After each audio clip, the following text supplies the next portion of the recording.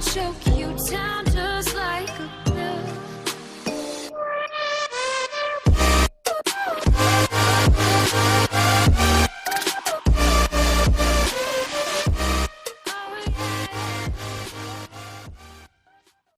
Hey guys and welcome back to Empire last episode. सालों पहले school empire की राजधानी प्लेनेट टारनेक्स 4 थ्रोन वर्ल्ड। रकल कह रही है, मुझे वो दिन याद है जब सब कुछ बदल गया था।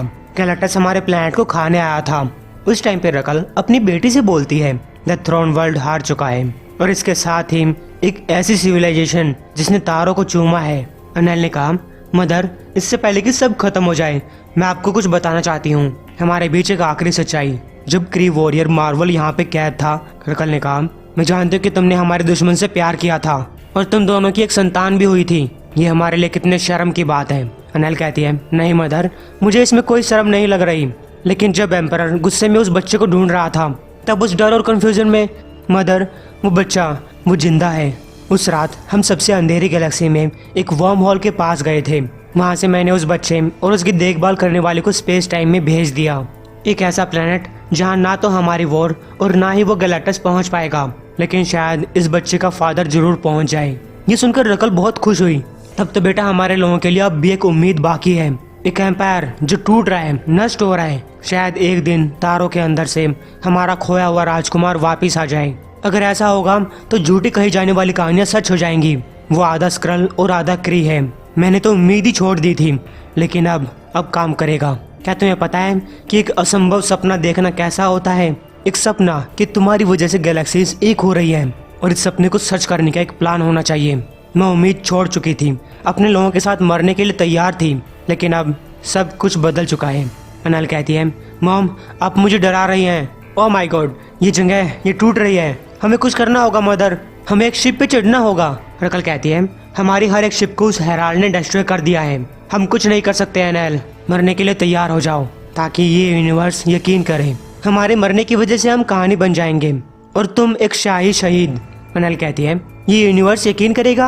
आप कहना क्या चाहती हैं कि इसका मतलब है कि बाहर निकलने का एक तरीका है, हम जिंदा बच सकते हैं? रकल ने कहा, मेरे क्राउन के अंदर एक ट्रांसलोकेशन डिवाइस है जो कि मुझे बहुत दूर तक पहुंचा सकता है। इसके अंदर हम दोनों को ले जाने की पावर है, लेकिन दोनों के साथ खतरा भी है और तुम अपना काम पहले ही पूरा कर चुकी हो। माफ करना बेटी, लेकिन अब तुम पास्ट हो और मुझे फ्यूचर के बारे में सोचना है।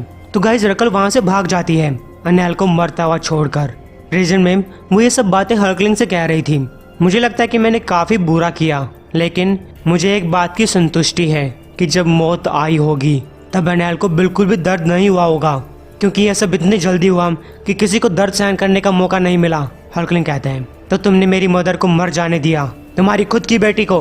रकल कहती है, तो क्या मैं एम्पायर के फ्यूचर को दांव पे लगाती? ऑफ कोर्स मैंने मर जाने दिया। मैंने वही किया जो कोई भी राजा करता, और एक ऐसा राजा जो सच में राज करने की हिम्मत रखता है, मुश्किल चुनाव कर सकता है। अगर मैंने ऐसा ना किया होता तो वो ट्रांसलोकेशन डिवाइस फेल हो सकता था, हम दोनों मारे जाते और हमारे साथ पूरा स्क्रल एम्पायर। या फिर तुम्हें ऐसा लग रहा है कि मैंने तुम्हारी आंखों के सामने तुम्हारी मॉम को मार दिया, जैसे कि तुम्हारे इस पालतू सुपर स्क्रल ने मारा था?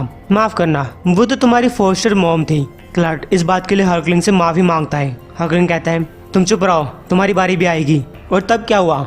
एम्प्रेस रकल टनाल्थ द परशुअर कैसे बनी? रकल कहती है, बड़ी आसानी से। वहाँ एक टनाल तो जरूर थी जिसे हमने एक युद्ध की कैदी के तौर पे रखा हुआ था। वो हमारे तहखानों में काफी लंबे टाइम पहले मर चुकी थी, लेकिन वो कैसी दिखाई देती थी ये सब हमारी फाइल्स में था। पावर स्क्रल टेक्नोलॉजी की वजह से मैं उसकी ताकत और स्पीड की नकल कर पाई। मेरे सामने सिर्फ एक दिक्कत आने वाली थी कि मैं अपने डीएनए को कैसे छुपाऊं। इसके लिए मैंने एक ट्रीटमेंट करवाया।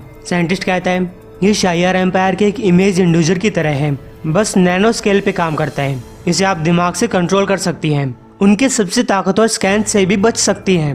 रकल पूछती है, ये टेक्नोलॉजी क्या और कोई इसके बारे में जानता है? साइंटिस्ट कहता है, टारनेक्स 4 प्लैनेट के डिस्ट्रॉय हो जाने के बाद सिर्फ वही लोग जानते हैं जो इस रूम में मौजूद हैं। लेकिन आप पूछ क्यों रही हैं? गाइस रकल ने उन सारे साइंटिस्ट को मार दिया। फिर टैनाल्थ बनकर मैं हाला पे पहुंची। मैंने उन्हें अपनी वीरता की काफी कहानियां बताई। मैंने उनका हर एक डीएनए टेस्ट पास किया और उन्हें स्क्रल एम्पायर के ऐसे सीक्रेट्स बताए जो सिर्फ राजा लोग जानते थे। तो उन्होंने मुझे परसुअर बना दिया और धीरे धीरे मेरी रैंक बढ़ती गई। हकलिंग पूछता है, तुम्हें कितने को मारना पड़ा? रैकल ने कहा, इतने नहीं जितना तुम सोच रहे हो। ये केओस का टाइम था, द इनह्यूमन टेक ओवर। हालांकि तबाही और क्री सिविल वॉर, रोनन की डेथ हो चुकी थी और सुप्रीम इंटेलिजेंस वो विद्रोहियों के साथ मिल गया। तब क्री लोगों को लीड करने वाला कोई नहीं था और उसके बाद मुझे बस सही दुश्मन के आने का इंतजार करना पड़ा, द कोटाटी, ताकि मैं क्री और स्क्रल्स को एक साथ ला पाऊं, जैसे कि उन्हें हमेशा से ही होना चाहिए था। उसके लिए मुझे एक आदमी की जरूरत थी, एक कहानियों वाले आदमी की, तुम्हारी। लेकिन मैंने ये कभी नहीं सोचा कि कहानी सच हो जाएगी। मैं तुम्हारी रिस्पेक्ट करती हूँ। शायद मेरे वाला रास्ता कमजोर होगा और तुम्हारा ताकतवर, वो तो हम देख लेंगे। जो कुछ मैंने किया मुझे उसके ऊपर गर्व है, लेकिन तुम्हें अर्थ को जला देना चाहिए था। ये लोग बहुत ही खूंखार, सेल्फिश और सिर्फ अपने ही चिंता करते हैं। जब तुम्हें इन लोगों की सबसे ज्यादा जरूरत पड़ती है वो तुम्हें धोखा देंगे। मेरे पोते सब के सब धोखा देंगे और तुम अकेले लड़ोगे। हकलिंग को सोचता है और कहा, नहीं, मैं कभी अकेला नहीं होता। रैकल कहती है, वेल, मैं उम्मीद कर रही हूँ कि तुम्हारा साथी तुम्हें कायरता दिखाने के लिए कभी तुम्हें नहीं टोकता। तुम जानते हो, इसी तरीके से तुम्हारे ग्रैंडफादर की मौत हुई थी। और जहाँ तक साथी की बात है, तुम्हारी शादी कैसे रही? गैस, हकलिंग ने बिली के साथ कमांड शिप पे एक बार फिर से शादी की थी। और गैस, इस शादी के बाद बिली को अलायंस के अंदर एक कोर्ट विजार्ड यानी कि मेन जादूगर के तौर पे शामिल कर लिया जाता है। और शादी के बाद वहाँ पे एक पार्टी ऑर्गेनाइज की जाती है जिसमें काफी सारे हीरोज होते हैं। कैप्टन कह रहा है, मैं खुश हूँ कि बाइफ्रोस्ट की वजह से हम टाइम पे आ गए।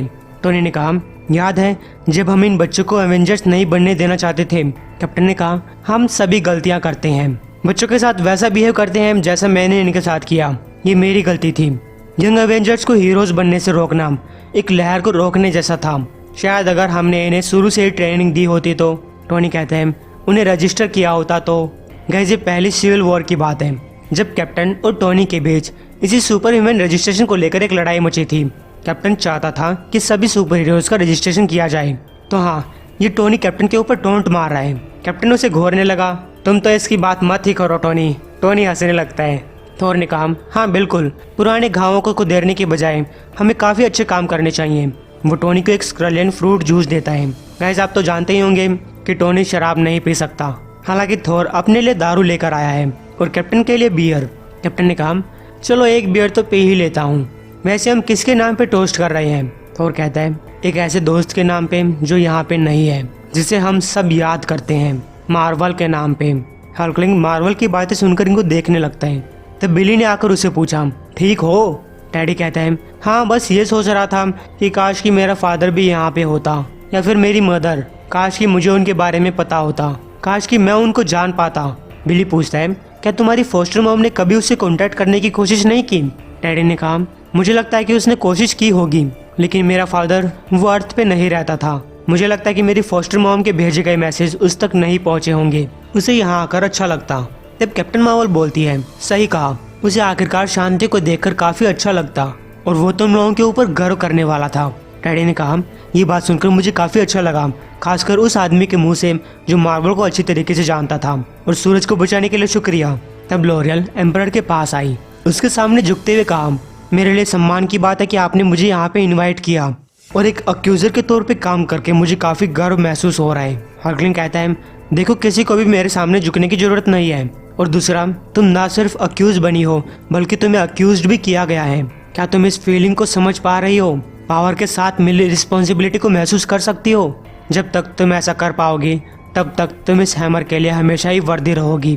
तो गाइस, अब आती है अल्फा फ्लाइट की हेड एबिगेल ब्रांड एम्परर से बात करने के लिए। असल में वो कैप्टन मार्वल से बात करना चाहती है। लोरियल ने कहा, ये कुछ गुस्से में लग रही है, क्या तुम्हें मेरी मदद चाहिए?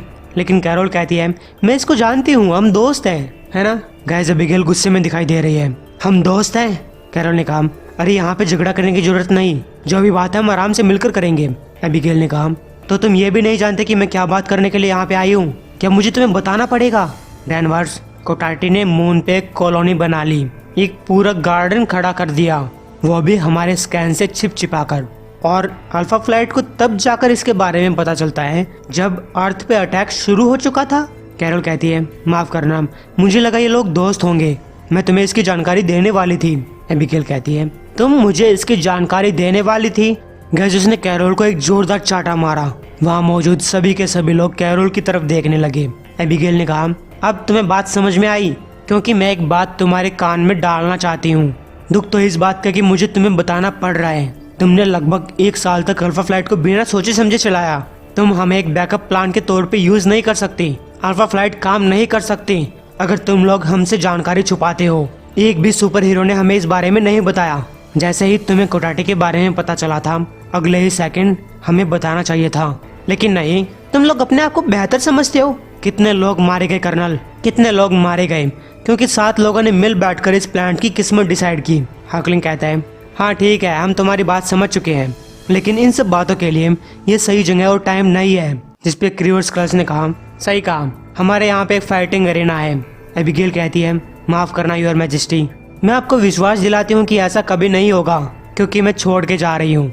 अगर अल्फा फ्लाइट को बाद में चीजें पता चलती है तो ये काम नहीं कर सकता। अल्फा फ्लाइट यूजलेस है और मेरे लिए करने को और भी काफी सारे काम है। गैस हल्कलिंग भी मानता है कि उन्हें अल्फा फ्लाइट को ये बात बता देनी चाहिए थी। इसमें मेरी गलती है, लेकिन टोनी ने कहा, देखो हम तुम्हारी बात के ऊपर यकीन नहीं करते। अगर इसमें किसी की गलती है तो वो मेरी है, लेकिन कैप्टन मार्वल कहती है कि हम सभी की गलती है। तभी सुजैन ने कहा, तुम्हें ऐसा क्यों लग रहा है कि तुम्हारी गलती है? अगर अल्फा फ्लाइट को कोटाटे के बारे में पहले पता चलता, क्या तुम्हें लगता है कि उन्होंने हमें बताया होता? रीड कहता है, देखो कोटाटे ने जो प्लानिंग की थी, कोई भी उसके जाल में फंस जाता, लेकिन पिछले कुछ दिनों जो हमने सीखा है, हम मिलकर एक साथ काम करके अच्छा कर सकते हैं। और अगर अर्थ को इस यूनिवर्स में अपनी जगह बनानी है तो अपने दोस्त बढ़ाने होंगे। गैस क्लर्ट मानता कि अर्थ के हीरोज ने उनकी मदद की, इसके बदले में अलायंस को अर्थ के लोगों को एक तोहफा देना चाहिए। लेकिन हल्कलिंग कहता है, ये सब बातें तो बाद में होती रहेंगी, अभी के लिए पार्टी का मजा मत खराब करो। मैं तुम सभी लोगों को पार्टी करने की परमिशन देता हूँ। गैस ये बात बिली को अच्छी नहीं लगी। उसे लग रहा है कि वहाँ पे मौजूद सभी लोग बात बात पे हल्कलिंग की परमिशन का वेट करने लगते हैं, लेकिन ब्लैक पैंथर आकर बात को समझाता है। ये हल्कलिंग का इलाका है और एक महल के अंदर सभी की आंखें राजा की तरफ होती हैं। गैस वहाँ पे हल्कलिंग से मिलने के लिए उसके दोस्त भी आए हुए थे, जिनमें वही पुरानी बातें होती हैं। लेकिन जो मेन थी, जो वहाँ पे रो रही थी, वो थी केट बिशॉप। मिस अमेरिका उसके आंसू पूछती है। गैस अगर आपको नहीं पता है तो केट बिशॉप बिली और टेडी के साथ यंग एवेंजर्स की टीम में थी। केट ने कहा, हम एक शादी में मिले थे। इन सब की शुरुआत एक शादी से हुई थी और किसे पता था कि इन सब का अंत एक शादी से ही होगा। मिली कहता है, वेल अभी फंक्शन खत्म नहीं हुआ है और खत्म होगा भी नहीं। फिर हम रकल और हल्कलिंग की उसी बातचीत की तरफ चलते हैं जहाँ पे रकल कह रही है, ये होकर रहेगा, तुम्हारा एम्पायर टूटेगा और इसकी आखिरी रोशनी खत्म होगी। जिन्हें तुम अपने दोस्त मान रहे हो, अवेंजर्स, अल्फा फ्लाइट, वो सब तुम्हारे एम्पायर को टूट जाने देंगे, क्योंकि तुम्हारी ताकत जहाँ कहीं से भी आती है। जिस दरिया दिली को तुम अपने लिए अच्छा मानते हो, एक दिन आएगा बेटा जहाँ लोग तुम्हारी इसी दरिया दिली की वजह से तुम्हें बचाने नहीं आएंगे और तुम मर रहे होगे। ये सोचते हुए काश तुमने मेरी बात सुनी होती। तो गाइस हल्कलिंग क्लर्ट और कैप्टन ग्लोरी के साथ वहाँ से जाने लगता है। क्लर्ट अर्थ के लोगों को एक तोहफा देने की बात करता है। क्यों ना हम अर्थ के लोगों को वो सारी अलायंस शिप्स दे दें जो कि कोटाटी ने डिस्ट्रॉय कर दी है, लेकिन ग्लोरी उन्हें कबाड़ा नहीं देना चाहता। रकल ने कहा, ये हमारे सोल्जर्स की कब्र है। ग्लोरी कहता है, वो इन शिप्स को एक माइन फील्ड की तरह बना सकते हैं, जिससे कि आने वाले खतरों के बारे में इन्हें पता चल जाए। योर हाइनेस, आप इस बारे में क्या सोचते हैं? लेकिन गाइस हल्कलिंग गुस्सा है। मैं क्या सोचता हूँ? मैं सोचता हूँ कि अब तुम दोनों के बोलने की बारी है। क्लर्ट, तुमने कराल सिस्टम के अंदर द पायर को एक्टिवेट किया था, तुमने लाखों जानें ली और तुमने मेरी मॉम को जिंदा जला दिया। तुम्हें इसकी कीमत चुकानी पड़ेगी। गाइस क्लर्ट को अपनी गलती पता है, वो सजा भुगतने के लिए तैयार है। वो हल्कलिंग के हाथों मरना चाहता है, लेकिन टैडी ने उसे गुस्से में कहा, तुम चाहते हो कि मैं और खून खराबा करूं? क्या तुम यही दे सकते हो? तुम इतनी आसानी से नहीं बचोगे। तुम्हें एक वॉरियर की मौत नहीं मिलेगी, यही तुम्हारी सजा है। लेकिन जब तक मैं एम्परर हूँ, तुम्हें कभी ड्यूटी पे नहीं रखा जाएगा। अब से तुम जाने लेने के बजाय जाने बचाने की कोशिश करोगे।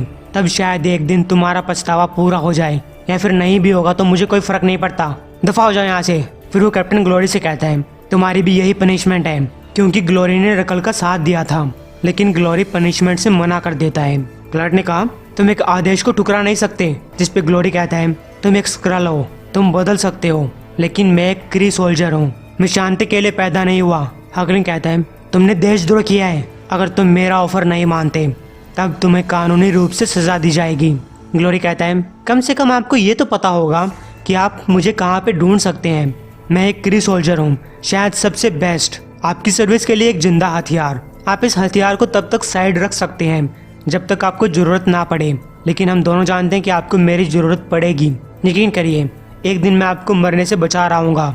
गाइस, अब हम फ्यूचर में चलते हैं, जहाँ एक वॉर की वजह से कैप्टन ग्लोरी मर चुका है और हल्कलिंग वो मरने की हालत में है। हल्कलिंग कह रहा है, माफ करना कैप्टन, तुम सभी लोग मुझे माफ कर दो। मेरी ग्रैंड मदर सही कह रही थी। मेरे दोस्त, मेरे दुश्मन, ये अर्थ, अल्फा फ्लाइट, मुझे उसकी बात सुननी चाहिए थी। तभी वहाँ कोई आता है। ये थी एबिगेल ब्रांड। तुम्हें सच में सुनना चाहिए था। मैंने तुम्हें तुम्हारी शादी पे वार्निंग दी थी। अल्फा फ्लाइट किसी काम की नहीं है, लेकिन इसीलिए मैंने कुछ अच्छा बनाया है। चलो चलते हैं। तो गाइस, ये कहानी यहीं खत्म होती है। उम्मीद है आपको पसंद आई होगी। अगर आप में से किसी ने जस्टिस लीग या फिर आयरन मैन का 3rd पार्ट नहीं देखा है तो जाकर देख सकते हैं, क्योंकि उनका व्यूज टारगेट पूरा नहीं हो रहा। और अगर ऐसा नहीं होता है तो मुझे एक नई कॉमिक स्टार्ट करनी पड़ेगी।